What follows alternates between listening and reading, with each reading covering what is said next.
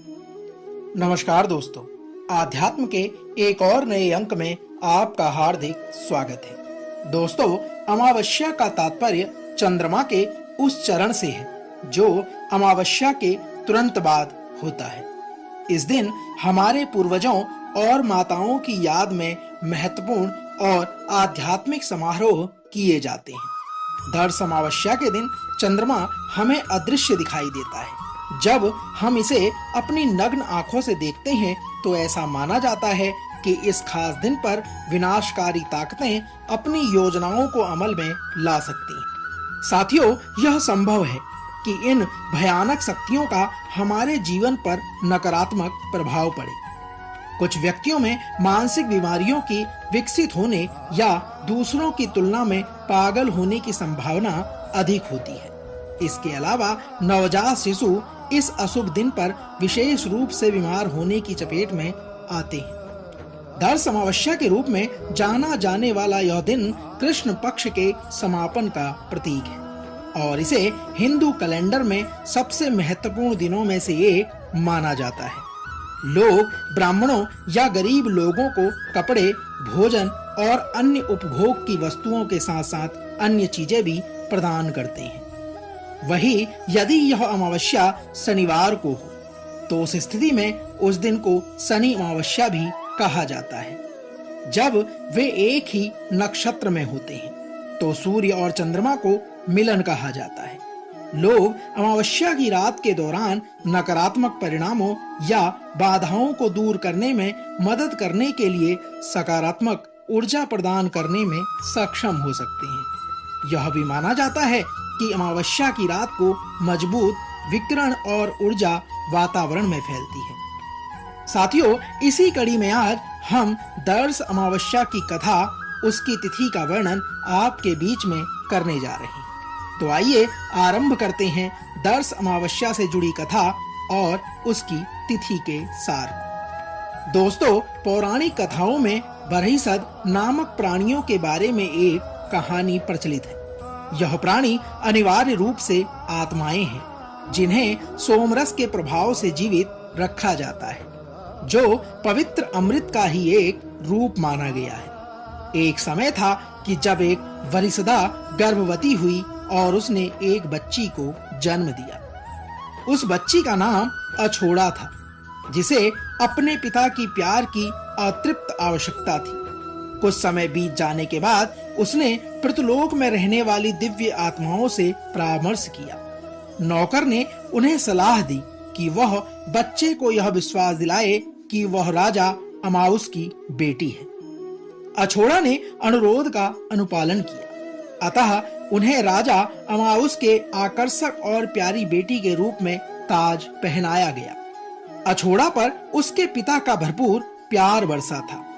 राजा की मृत्यु के बाद अछोड़ा ने अमावस्या की रात को अपने पिता के प्रति कृतज्ञता व्यक्त करने के लिए एक पूजा आयोजित की, जो उन्होंने उसे अपने पूरे जीवन में दिखाया था।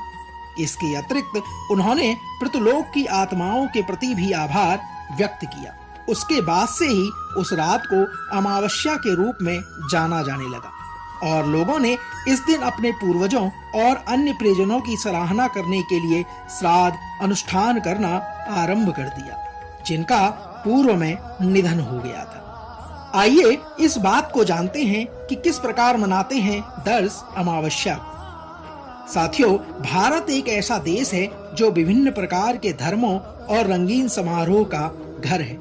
जब हम छुट्टियों के बारे में बात करते हैं तो हम दिवाली उत्सव को नजरअंदाज नहीं कर सकते, जो बुराई पर अच्छाई की जीत के जश्न को दर्शाता है। अच्छी खबर यह है कि दिवाली अमावस्या के दिन भी मनाई जाती है, जिसे जानकर आपको जरूर खुशी होगी। यह बात सच है कि दीपावली की रात को सबसे कम सौभाग्य और सबसे अधिक अंधकार वाली रात माना जाता है। नतीजतन हम इस विशेष दिन पर देवी काली के साथ साथ महालक्ष्मी को भी नमन करते हैं। यदि सोमवार को अमावस्या हो तो संसार से बहुत अधिक विनाशकारी शक्ति दूर हो सकती है। साथियों, इसके अलावा हमारे पूर्वजों को खुश करने के लिए कई अन्य महत्वपूर्ण संस्कार किए जाते हैं। इस दिन नवजात शिशु को किसी भी संभावित नुकसान से बचाने के लिए गंभीर प्रार्थना और कई अन्य समारोह किए जाते हैं। यह संभव है कि इससे बच्चों का मन और शरीर स्वस्थ रहेगा। भक्त न केवल देवी दुर्गा बल्कि भगवान हनुमान, भगवान नरसिम्हा और भगवान शनि की भी पूजा करते हैं ताकि वे खुद को बुरी आत्माओं के नकारात्मक प्रभाव से बचा सकें। इसके अलावा अमावस्या क्षुद्र ग्रह का दूसरा नाम है, जिसे अछोड़ा मनसा पुत्रिका के नाम से भी जाना जाता है। आइए जानते हैं दर्श अमावस्या की तिथि के बारे में। दोस्तों, इस बार दर्श अमावस्या 14 अक्टूबर 2023 अर्थात शनिवार के दिन पड़ रही है।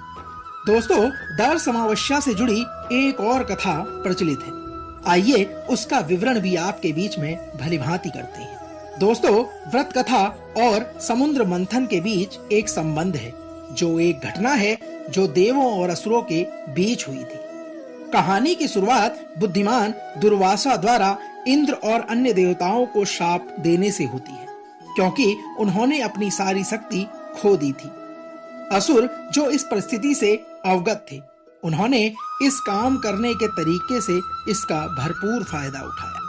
उन्होंने देवताओं के खिलाफ लड़कर और उन्हें हराकर युद्ध जीता, लेकिन देवताओं ने भगवान विष्णु से सहायता मांगी, जिन्होंने अनुरोध किया कि वे असुरों को समुद्र मंथन में भाग लेने के लिए राजी करें।